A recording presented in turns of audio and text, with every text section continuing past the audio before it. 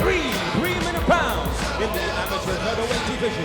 Introducing first, fighting out of the blue corner, an orthodox fighter standing 6 feet tall and weighed in officially at 65.8 kilograms. Making his amateur debut this evening, fighting out of Cork, Ireland, he is Shane O'Brien. And his opponent, fighting out of the red corner, a well-rounded fighter standing 5 feet 9 inches tall and weighed in officially at 66.7 kilograms. He has a flawless record of 2 wins with no losses and no draws. Fighting out of Manchester, England, he is Elliot Powell. When the action begins, your referee in charge, Mr. Neil Hall.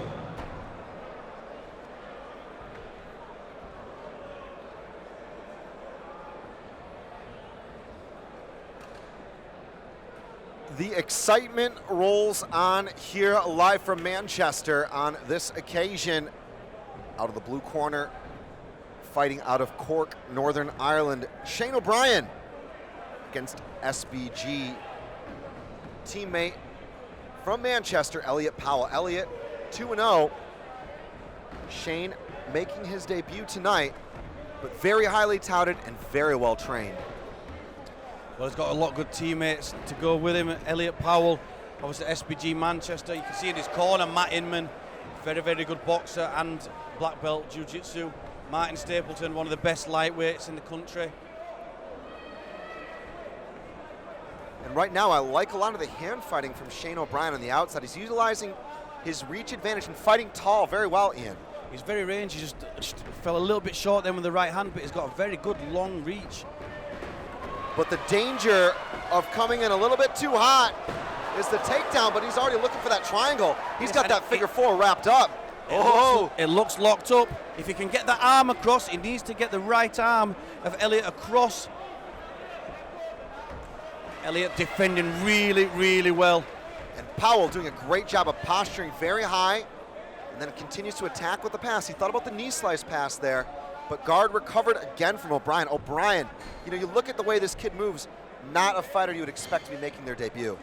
No, he certainly isn't. Looks very, very experienced. He must have a good team there. You know, obviously a lot of time in the gym, mat time. From Samson Martial Arts, again, the Northern Irishman, very active everywhere, off his back, looking to possibly hit the butterfly sweep there, or the scissor sweep, excuse me.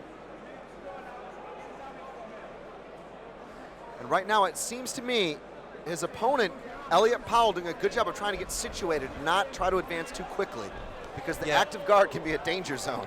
He really can, and he's been very, very patient. He's in his own corner, so he's just doing instructions, but again, an attacking guard game here from Shane. Look at him spin here, trying to hit that armbar off his back. As O'Brien, you can't see from this vantage point, it looked like he had it there. Big punches coming down from the Manchester native. Elliot Powell doing a good job of trying to stand and pass here. That would be the wise strategy. Well, I remember John Cameron was telling me years ago, you can either pass on your knees, you can be swept or submitted, or you can try and pass standing. At the moment he's standing, he's avoiding the submissions and the dangerous ground game by staying stood up and landing some good ground and pound. We need intelligent defense here, or the referee could step in. And he's trying to block those shots. I must admit, he's probably blocking about 50% of them, but the ground and pound continues to rain down. And right now, certainly need to improve his position. Shane O'Brien looking for the opportune moment to try to stand up to his feet, and he gets it at the end of the round. Well, I think referee Neil Hall was looking on very, very close to that. It could have been stopped. You know, there's nothing much coming back from Shane O'Brien, but he did have his legs in there, so the guard, that was what was only saving him. Absolutely, and you know, referee, again, Neil Hall checking in there to assess the condition. And certainly Shane O'Brien giving him enough confidence there that everything was okay. Shane shakes it off, walks away. Back to the corner work, though. If you're Martin Stapleton right now, what do you tell Powell? I'd be saying more of the same. I think he needs to be careful when he gets the takedown, not to drop straight. You know, that's it's the transition between the standing and the ground where it's dangerous for the submissions. He needs to get the takedown. Try and pass guard as you take down, I think. You know, don't drop into the guard where you're dangerously looking at maybe a triangle or an armbar finish. And Powell certainly eventually finding his way in and getting O'Brien down. But O'Brien certainly having a little bit of his way at distance. You know, he uses his reach very well. He landed a few nice solid leg kicks. They weren't the most powerful kicks, but they landed and they scored.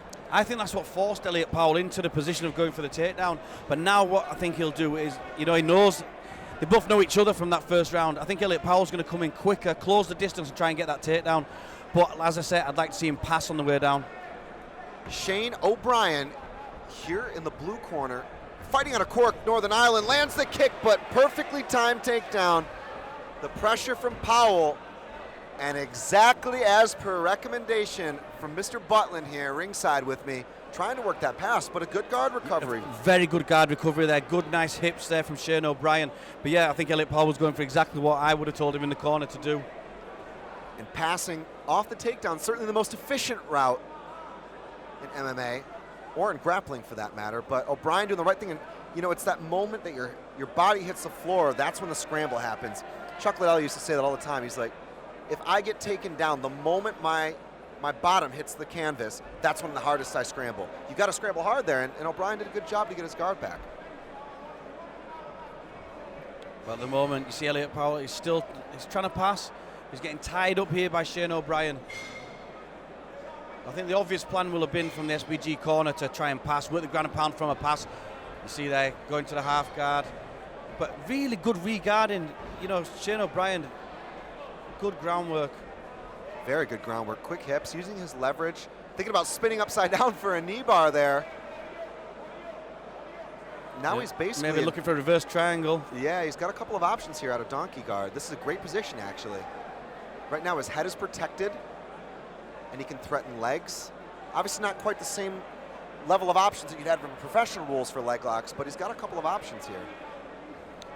Yeah, I mean, he could slip down for a knee bar.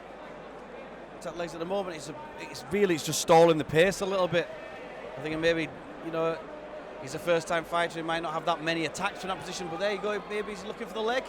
He's doing the right thing. He's continuing to stay active here. That's just one of the most impressive things about this, is the fact that he is so busy, and he's certainly fighting very intelligently against a guy who's got some great experience, and again, from a top-level gym. Look at the invert there. I love it.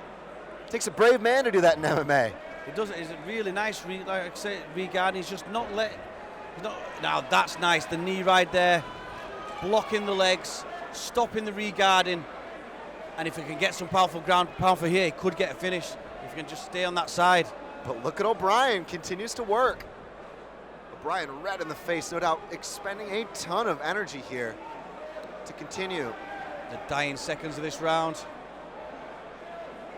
And I think it's going to finish again with Elliot Powell on top, just grinding away. Powell doing the right thing and avoiding disaster in the submission compartment. But what another great round between two men. And you know, sometimes in MMA, the pace slows a little bit like that, but that's still an exhausting pace when you've got the level of grappling and transitions and pressure from both men. It takes a lot to be able to do that for 3 minutes straight. Yeah, it certainly does. I think that can be as draining, if not more draining sometimes, than the fast, furious action. It's grinding. Sometimes against the fence, you know, the guys at home might be watching and thinking, oh, there's not really much going on. It's so technical, and it's two bodies wrestling against each other. It's so draining. It takes it out of you. Absolutely. And both fighters were attacking. You know, on one hand, Powell searching for the ground and pound and landing some good shots. On the other, Shane O'Brien looking for leg locks, playing some really unconventional positions there. And he's going to get a talking to from his teammates. I think they're going to want to keep at 2 steps out, stick and move. The moment it seems to me that Powell gets O'Brien to kick is when he'll go in for the takedown. Yeah, I think that's exactly right. And in that second round, it was timed perfectly. Powell got the timing perfect, and I thought he was going to pass on the way down, but the re-guarding of Shane O'Brien is the only thing that kept him there and kept him in this fight.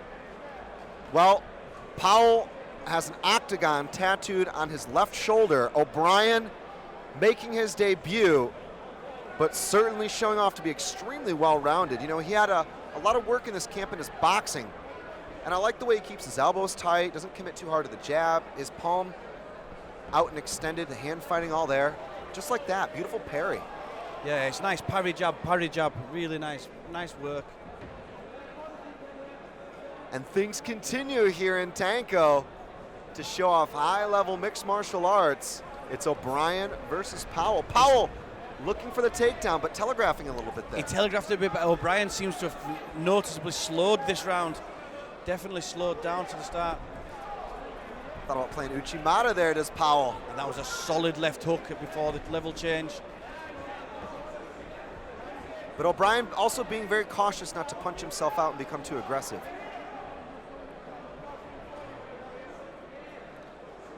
Powell's waiting for that counter so he can come in and get the takedown. A lot more tentative attempts here at engaging from both athletes. It's an open stance right now. You can see Powell standing, oh, now Powell's gone southpaw again. But he was standing orthodox. There he goes, he's got the takedown again in his own corner. Instructions from his coaches. And again we find ourselves with O'Brien on his back, Powell on top. Powell continues to operate from closed guard. O'Brien going to work on that right arm again.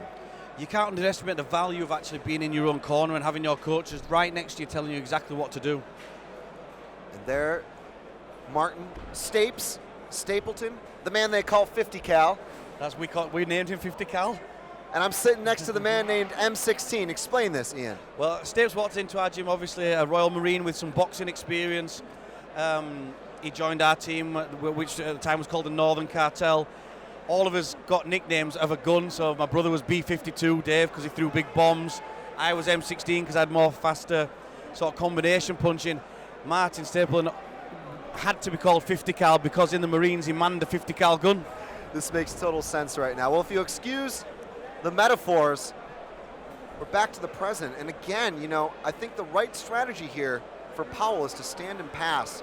Yeah, we talk about bombs. Powell, when he actually gets up on his feet, has got some real big ground and pound bombs.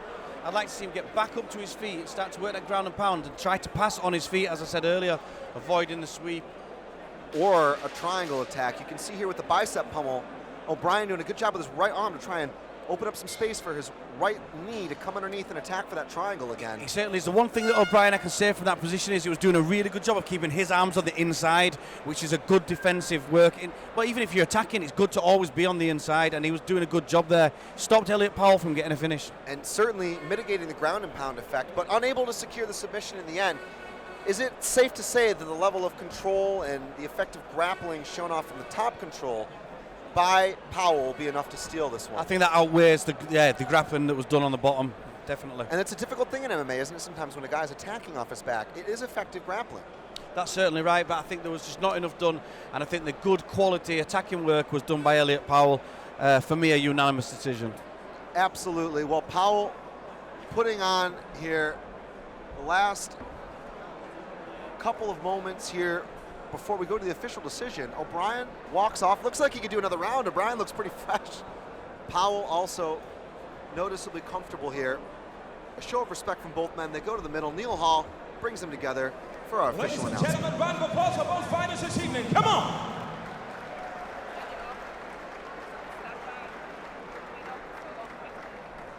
After 3 exciting rounds, we go to our judges' scorecard.